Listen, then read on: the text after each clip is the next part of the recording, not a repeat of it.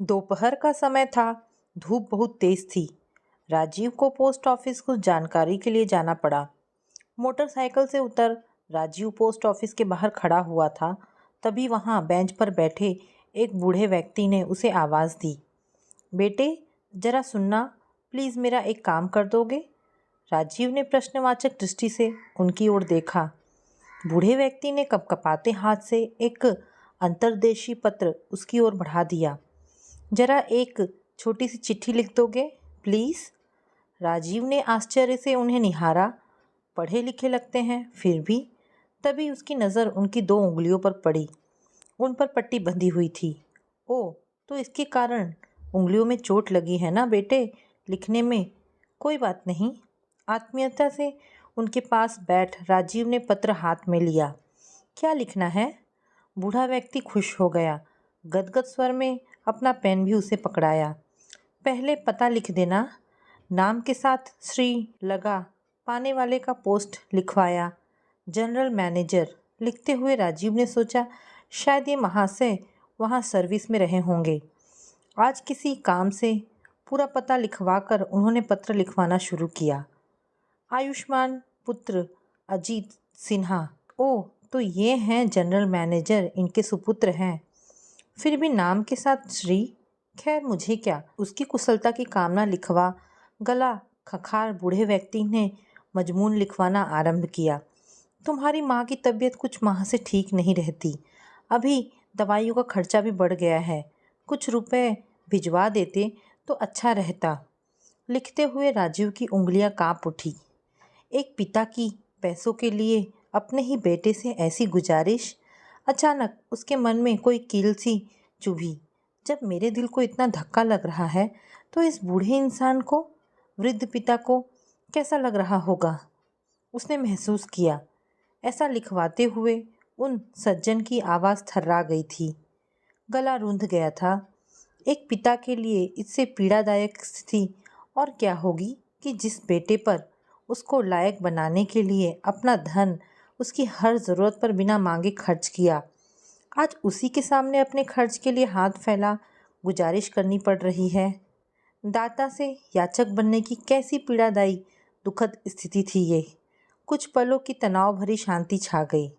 2 पंक्तियां लिखवा वे चुप हो गए।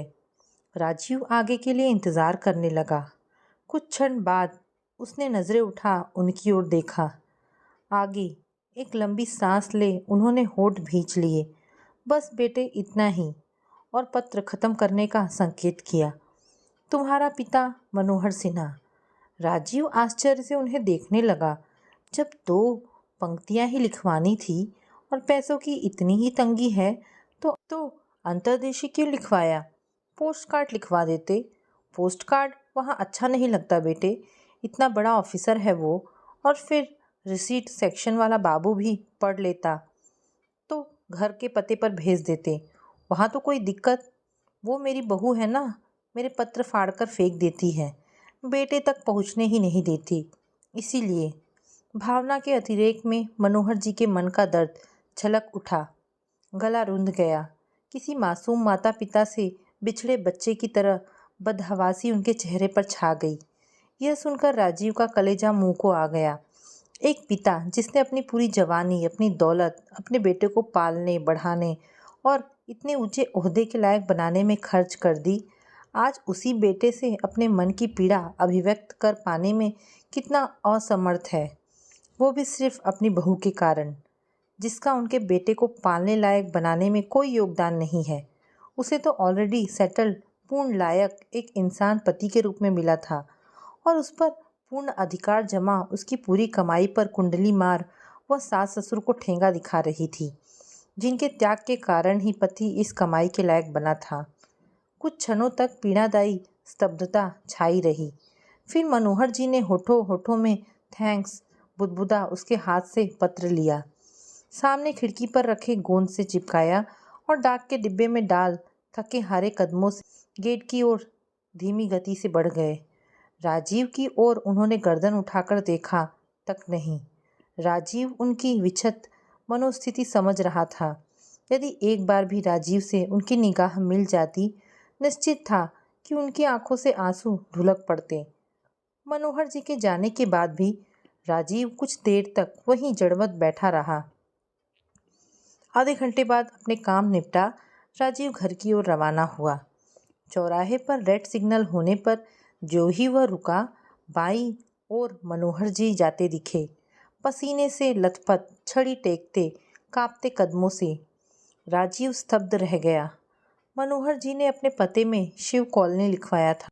शिव कॉलोनी यहाँ से अभी 1 किलोमीटर और दूर थी।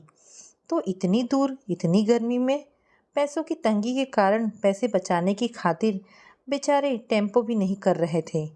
कोई रिश्ता ना होते हुए भी राजीव ने मोटरसाइकिल उनकी ओर मोड़ दिया। उनके पास पहुँच उसने बैठने का इशारा किया। आइए बाबा, आपको छोड़ दूँ।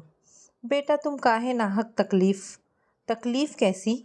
मैं शिव कॉलोनी के आगे जा रहा हूँ, वहाँ मेरी साइट है, आपको उतार दूँगा। मनोहर जी का हृदय गदगद हो गया। इतनी धूप में अजनबी होते हुए भी आशीर्वाद में उसकी पीठ थपथपा वे उसके पीछे बैठ गए। जब घर आया उन्होंने आग्रह से उसका हाथ पकड़ लिया। 2 मिनट घर तो चलो बेटे। राजीव समझ गया वे उसे कुछ नाश्ता करवाना चाह रहे होंगे, मगर उनकी आर्थिक अवस्था भाप जल्दी का बहाना बना जाने लगा, तो उन्होंने कसकर हाथ पकड़ लिया।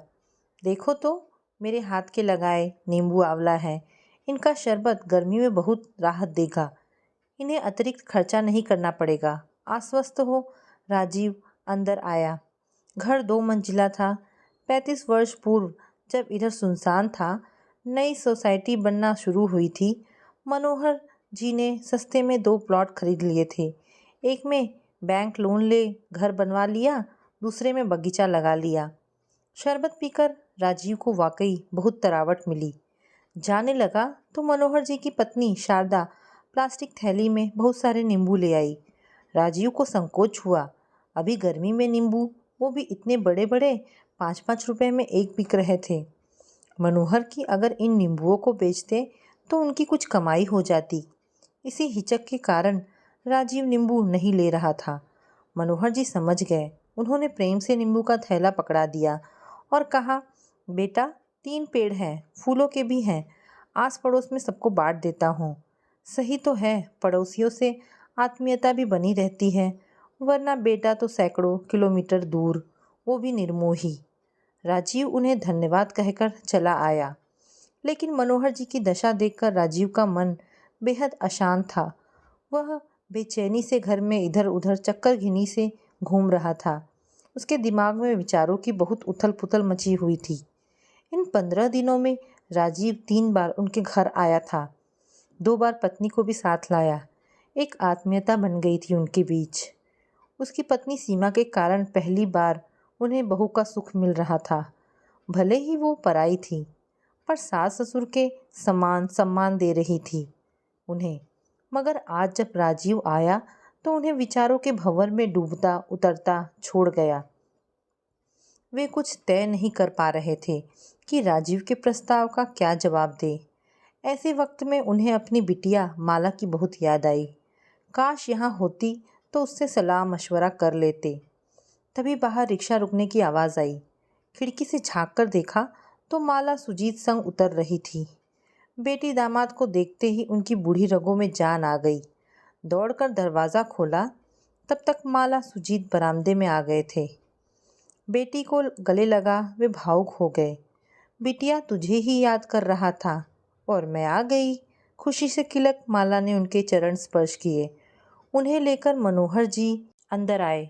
कुशल क्षेम पूछने के बाद मनोहर जी के मुंह से निकल गया, एक उलझन में हूँ बेटे, इसीलिए तो हम आए हैं बाबूजी।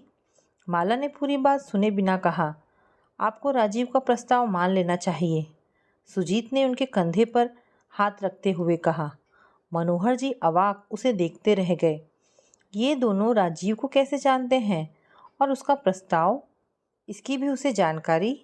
अरे बाबूजी, माला ने लाड से उनका असमंजस दूर किया। पिछले हफ्ते राजीव जी के मोबाइल से ही तो आपने हमसे बात की थी। हाँ हाँ, मनोहर जी को याद आ गया।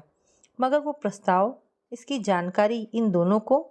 बाबूजी, सुजीत उनके पास खिसक धीर गंभीर स्वर में समझाने लगा। राजीव जी ने जो सुझाव दिया है हमें बहुत उचित लगा, इसीलिए कल उनका फ़ोन आने पर हम आए हैं आपको समझाने। मनोहर जी आश्चर्य से उन्हें देखते रह गए। तो ये खिचड़ी इनके बीच पहले ही पक चुकी थी। मनोहर जी गहरी सोच में डूब गए। बेटी दामाद के अनुमोदन के बाद तो उनका दिल ही किसी गहरे अंधे गड्ढे में धंसता चला गया। उन्हें इस सुझाव पर विचार करना ही बेहद मर्मात्मक लग रहा था कि वे अपना ये घर बेच दें। घर, वो मनोरम स्थल जहाँ इंसान सुरक्षा से रह भविष्य के सपने बुनता है, अपनी गृहस्थी चलाता है। कोई एक याद जुड़ी होती है इसके संग, हर पल की सैकड़ों हजारों यादें। उन सबको एक झटके में तिरोहित कर कैसे बेच दे इसे। उनका कलेजा मुंह को आ गया। सुजीत का हाथ पकड़ वे कातर आंखों से उसे निहारने लगे। दामाद की बात आज तक टाली नहीं, लेकिन जरा मेरे मन की हालत सोचो। माला से ही पूछ लो, 5-6 साल की थी ये, शायद कुछ याद ही हो। कितने चाव से, कितने हसरतों से मैंने ये घर बनवाया था। माँ से पूछो, एक एक ईंट मैंने अपने सामने लगवाई है। मैं मानता हूँ बाबूजी। सुजीत ने उनके हाथों को अपनी मुट्ठी में भींच लिया। लेकिन ऐसा कठोर निर्णय लेने के लिए हम आपके भले के वास्ते ही कह रहे हैं। अरे काहे का भला। मनोहर जी का गला अवश विवस्था से भर आया। उस घर को बेचने के लिए बोल रहे हो जिसे मैंने बड़े चाव से बनवाया था। चाव से तो बाबूजी आपने भैया को भी पढ़ाया था। दखल देती माला की आवाज़ थोड़ी शक्तता के साथ दर्द में डूब गई। क्या मिला आपको? बेटी माला की बात सुनकर मनोहर जी का मन सैकड़ों टन पत्थरों के नीचे दब गया। बेटे अजीत के लिए कितने सपने बुने थे उन्होंने। उसके उच्च अध्ययन के लिए इसी घर पर बैंक लोन लिया था उन्होंने। उसे चुकाने की जहमत तक नहीं उठाई उसने। सारा कर्ज मनोहर जी ने ही चुकाया, ब्याज समेत। स्तब्ध मूर्तिवत जड़वत रह गए मनोहर जी। बेटी माला की शादी में पैसा भी तो नहीं लगाने दिया था अजीत को उस कुंडली मारकर बैठी बहू रीना ने। सारी जिम्मेदारियां मनोहर